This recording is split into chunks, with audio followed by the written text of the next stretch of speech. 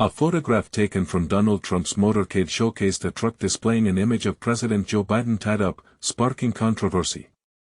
This motorcade was en route from Long Island to New York for Officer Jonathan Diller's wake. The truck's driver has since been identified. Prior to attending the wake, the motorcade, adorned with Trump-supporting decorations, was reported to have disrupted a Kathy Griffin show on Long Island, raising questions about the nature of the protest and the individuals involved. Kathy Griffin's past satire involving a mock decapitation of Donald Trump, which led to her dismissal from CNN and scrutiny by the Secret Service, has been brought back into focus. Critics argue that the imagery of Biden tied up in the truck similarly crosses the line of acceptable political discourse. Dan Scavino, a close associate of Trump, captured and shared the contentious video. Trump himself amplified the situation by posting a similar image, endorsing it with a thumbs up, raising ethical and security questions.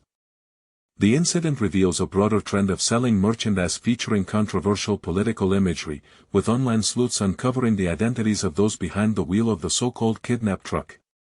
Amidst this backdrop, Trump's attendance at Officer Diller's wake was contrasted with New York Governor Kathy Hochul's thwarted attempt to pay her respects, due to objections from those wishing to avoid politicization, despite Trump's presence suggesting political overtones. This episode underscores the complexities of political symbolism, the exploitation of law enforcement tragedies for political gains, and the tensions surrounding political events and figures in contemporary discourse.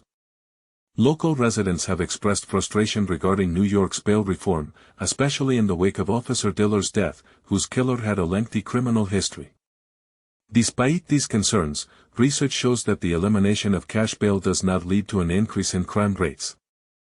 A study conducted by a PhD graduate and a professor from the University of Albany's School of Criminal Justice revealed that New York's bail reform law, which was introduced to eliminate cash bail for most misdemeanors and some nonviolent felonies, had little to no impact on crime levels.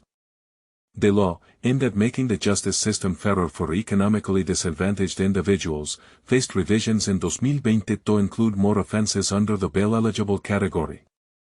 However, the core aim remained to reduce the pre-trial incarceration of those unable to afford bail. This controversy around bail reform is part of a broader pattern of political rhetoric and actions that have raised tensions and safety concerns. For example, Donald Trump's aggressive posturing towards New York DA Alvin Bragg and a retweet of a video depicting violence against CNN have contributed to a charged atmosphere. This environment of hostility was notably present before Cesar Silloc's 2018 mail bomb campaign targeting CNN and Democratic figures, underscoring the potential real-world consequences of such charged political rhetoric.